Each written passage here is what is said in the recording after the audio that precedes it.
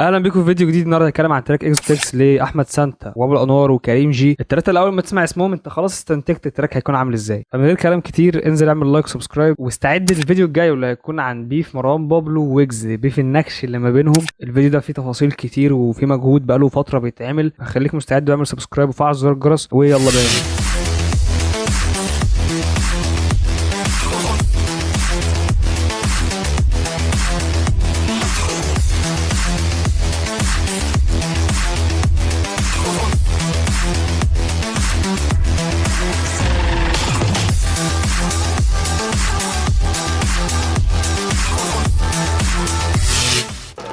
كلهم قالوا بس ما حدش فيهم عمل. مش بقدم السي في، انا جاي اقدم عمل. هنا بيقولوا ان هم بتوع كلام، بيقولوا بس ما بيعملوش. مش بقدم السي في، انا جاي اقدم عمل هنا فيها وورد بلاي. هو كان بيقول مش بقدم السي في، فدي خلت عمل هنا بمعنى شغل، بس هو بيقول لك مش بقدم السي في، هو جاي يقدم عمل اللي هو عمل فن يعني وكده. هاتي ماما تاتا، انا ادائي في السما. في يوم عامل مع اخواتي اللي بتعمله في السنه. الرايمات جامده قوي. تهاتي بترايم اخواتي، ده الانترنال رايم، والرايم اساس السما والسنه جامد برضو قوي. وبيقول ان هم بيعملوا في يوم واحد اللي انتوا بتعملوه في السنه، سواء التراك بتاعهم بكل تراكاتهم او ان هم يقدروا يعملوا نفس عدد التراكات اللي انتوا بتعملوه طول السنه في يوم واحد، عشان وزاره الانتاج يعني اللي عند المكسيك وكده. كله شغال ما بينامش، كل الجانج بيبيك. بيبيك اللي هو بيجيب البيك بتاعه اللي هو قمه المستوى، كلهم في الفورمه يعني. ليفل 190 انت تسعة مهما تسعى لسه تلاقي في بلاوي. هنا نكش لابو يوسف طبعا عشان خلاص ماشي. بيقول لك ليفل 190 انت تسعة مهما تسعى لسه تلاقي في بلاوي. وورد بلاي مستهلكه جدا بتاعت 9 في الخير والتسعة اللي هي الرقم يعني. تقريبا يوسف جوكر عملها من 8 سنين مثلا، واتعملت بعدها برضو كذا مره، بس ممكن يكون البار في فكره برضو انا مش فاهمها، لان اشمعنى 190 فاهم.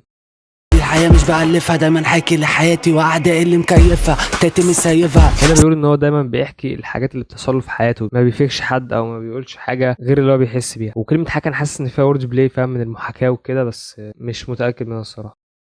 تاتي مش سايبها، سايق الدنيا انا مش حابب اسايسها. سايق الدنيا انا مش حابب اسايسها، دي وورد بلاي جامده قوي. ليه؟ لان سايق الدنيا معناها ان هو فاهم ماشي الدنيا بمزاجه، وفي نفس الوقت سايقها حرفيا، لان هو بيقول بعدها ايه مش حابب اسايسها. فده خلى في وورد بلاي في كلمه سايق، وخلى في وورد بلاي في كلمه اسايسها اللي هو فاهم انت ايه من المسايسه، في نفس الوقت اسايسها اللي هو يبقى سايس ليها فاهم. سايق الدنيا انا السواق بتاع الدنيا مش السايس بتاع الدنيا، فاهم حاجه؟ فجامد.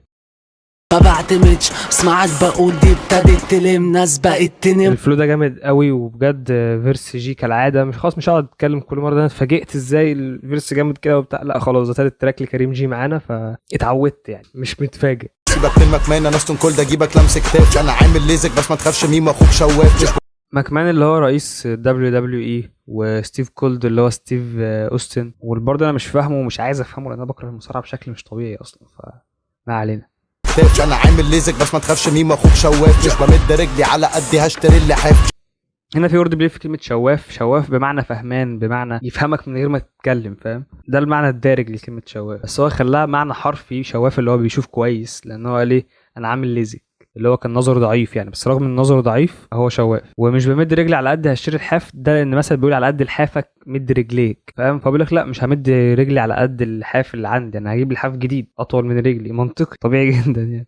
دي ليله بمبي معايا اكزوتكس اكني حمدي، بس انا لسه متواضع قوي زي غني. الاكسوتكس اللي هو اسم التراك معناها ايه بقى؟ معناها العربيات النادره، العربيات اللي مش مع حد كتير، ودي طبعا بتبقى غاليه جدا. وحمدي مين؟ يقصد محمد حمدي. محمد حمدي هو متسابق مصري بيلعب يعني سباق عربيات، فتمام كلام زي الفل. وبناديك تعالى اغانيك زباله وانا شيك، وكاله انا شيد رساله.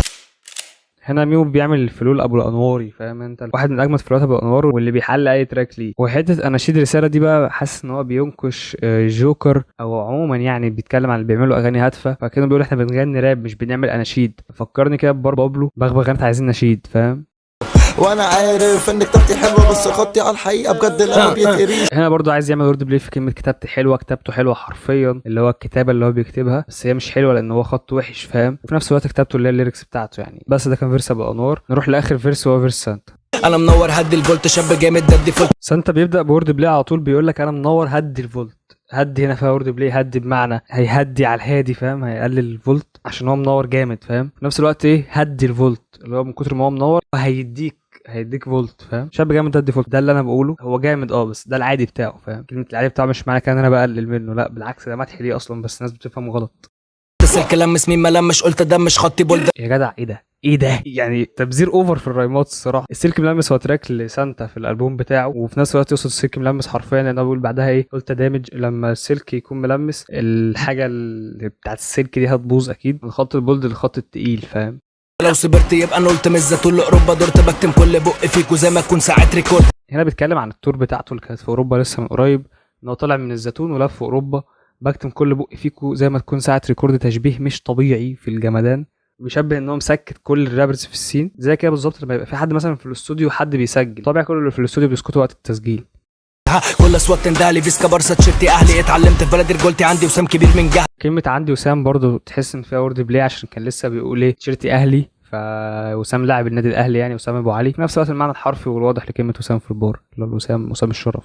اشوط فيك ترجع لي زي كيمو جي وجعلي، بالنسبه لي الراب ثقافه مش محتاج جهلين تسمع لي. كيمو جي اللي هو كريم جي اللي معاه في التراك ده، الجعلي معرفش يعني ايه الصراحه ولا مين، ماشي. بالنسبه لي راب ثقافه مش محتاج جاهلين تسمعني، دي حقيقه احنا بنشوفها دايما، لان سانتا معظم تراكاته اولد سكول. سانتا اكتر رابر حاليا من الرابرز المشهورين اللي متمسك بالاولد سكول، فده بياكد على حاجتين، بياكد ان الراب بالنسبه له ثقافه، وبياكد ان هو مش عايز جاهلين يسمعوه. هو مش بيستهدف الفئه اللي هي بتسمع مهرجانات او فئه بتسمع التراكات الكاتشي او التراكات اللي هي ترندات بس، لا هو مستهدف الفئه اللي فعلا بتحب الراب، وده احنا بنشوفه دايما في تراكاته. بشتري اسد دي الاصول جاست ليتل فاكن فول، لو اخدته نفس التيمبو بق يجيله في النسور. بشير اسد دي الاصول، هنا في وورد بلاي في كلمه الاصول. الاصول اللي هي ترجمه اسد، هو كده ترجم الكلمه خلاص. الاصول اللي هي الاصول بتاعت الشركات، وفي نفس الوقت الاصول اللي هي ايه، ان هو يعني عنده اصول وكده فاهم، واضحه يعني انت فهمتك. لو اخدته نفس التيمبو، لو غنيته على نفس التيمبو ده، التيمبو اللي هو سرعه البيت، وده لان التيمبو سريع جدا، بقه يجيله في النسور. النسور دي بتيجي فين؟ بتيجي في المؤخره فاهم. ففي معنى برضو خلي بالك تاني غير حته ان هو مش هيقدر يجاري السرعه بتاعت التيمبو، ان هو كمان بيقول له ان انت مؤخرتك وبقك واحد مثلا او حاجه زي كده فاهم. كاتبها بقلم زبرة، فرق كبير في الخبرة، برسات تجيب سخونة تقلع الهيدفون هتبرد. الزبرة هو نوع اقلام، وفي نفس الوقت انا حاسس ان فيها شوتات لابو انوار، لان هو كان عنده بار مشهور قوي بتاع تراك البوريتو او المويرتو، مش فاكر انا واحد فيهم، الاثنين نزلوا ورا بعض على طول. ربك ساتر وبنكبر هترفع عليك الزقك زي البنا في جاكيت ليكرا. تشبيه انا مش فاهمه قوي، لان انا حاسس ان جاكيت الليكرا لو لزقت فيه البانه فهتبقى سهل انها تطلع عن انواع تانية من الجواكت، بس عموما مش موضوعنا فتمام. ادي جوما بالبونابيتي، ما بحبش اسمع حاجه لما خلقي بي دي احسن.